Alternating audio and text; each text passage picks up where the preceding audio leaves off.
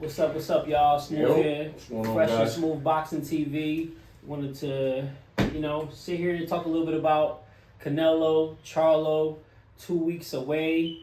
The big fight we've all been waiting for, September 30th, is right around the corner. We just saw the All Access episode 2, and we kind of wanted to just, talk a little bit about what's been happening, who's winning the All Access.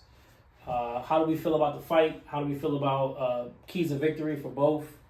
And what it's going to take for Charlo to pull up the big upset against the face of boxing. Not even that, what it means for boxing itself, to see somebody come up two weight divisions and challenge themselves for greatness. I mean, a lot of these fighters are not challenging themselves. Everybody wants to keep everybody wants to be like Floyd Mayweather. Listen, there's only one Floyd Mayweather, so y'all better start defining your own legacy. And that's that. Who do you think is one thing I'll say about Charlo and All Access, especially, during the whole access period, people didn't really know Charlo. They didn't really have a good idea. Besides, they're usually loud and ready to fight. But he's come out of this with a lot of new fans. People like his determination, like the way he talks about how he visualizes him winning this fight, why he wants to win this fight for his city, for his family, and I just feel as though that I like this out of Charlo. Being a family man, just like saying he doesn't want to leave camp. Like, he doesn't want to leave Dallas to just go be at camp. You ain't got to do that. You can still be there. He said, because this is my real life. I got to take care of them. So you got to respect that. I mean, I just like the different angles he's showing of himself. He's showing a lot of maturity. He's not acting like a kid. And he seems like he's ready for the task at hand. So on the other side, Canelo, Canelo just being Canelo. No slack on Canelo. I mean, obviously he's been here before in his first rodeo. So the All Access, you could tell even in the media workout, he said he was only giving it 40%, and it shows in the All Accesses as well. He's kind of just going through the motions when it comes to the camera time. I mean, the reason why that's happening is because everybody know Canelo's a stepper. Okay, you ain't got to show nothing about him. Y'all done seen what he did over these past 10 years. In the ring, he's proven he's a seasoned vet. So right now, you gotta bring out like the new character, like it's like a comic movie. The bad guy or the villain, or the opposite, whatever you're going against. That's what they're trying to show, the new Charlo. You know what I mean? Like he's the new kid on the block, and they're just showing him. That's what I think. And I think they're doing a great job at it.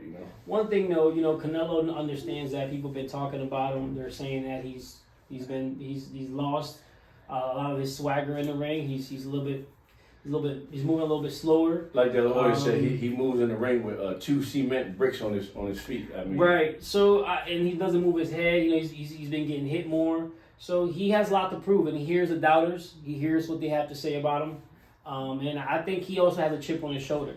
Going into this Charlo fight though, he obviously has the most to lose. He is the unified champion at 168. His belts are on the line. I mean, if he loses, he's fighting a smaller man. He'll never hear the end of it just because he's fighting a smaller guy. So everybody will take shots at him saying that's why he does Benavidez. That's why he did. You know what I mean? So he has everything. I mean, like his own name, the King Canelo, will be just Canelo. What do you think has to happen for Charlo to get the victory 2 weeks from now? I feel like he needs to move how the opponent did, but he needs to move as far as nothing against. Listen, we're not doing race here, but African American fighters, Hispanic fighters, they move better. A lot of Canelo's slack is that he doesn't fight black fighters. Absolutely, but hear me out. They move a little bit. They're just more athletic. From what I ever and you guys know what I'm saying. They're just more athletic fighters. So if he uses athletic ability in the ring, get Canelo a little tired. And then he can start trying to put a whooping on him. But you gotta. We seen Canelo kind of fade out in his fights. Let me finish that. Let me tell you what I think Charlo needs to do. I feel like he has to have more in the tank than Canelo. He has to start fast. He has to finish strong. His power has to be one that Canelo respects, because if Canelo doesn't respect his power, and Canelo is just walking through it, he's gonna walk through him and he's gonna knock him out. So Charlo has to really, really work on his physical strength. He's gonna have to push Canelo off of him. He's gonna have to use the range. He's gonna have to use his boxing abilities, his jab. He's gonna have to put it all He's together. going to have to move. In the early rounds, he's gonna have to, work Canelo, make him earn them shots. Make him waste big shots. Like when Floyd fought him, his dad said, "Come right to him, make him waste his energy. He has to have sharp defense."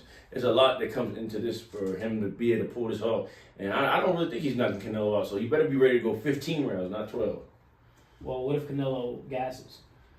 Canelo ain't never been knocked down, let alone knocked out. He's always tired. I mean, he'll just keep doing this. Yeah, I get it, but also there's an aspect of Charlo fighting in a bigger weight class. What if he gasses? Then he's in big trouble. Right. He's in humongous trouble. You agree? I agree. There's a lot of mental pressure that comes with fighting Canelo.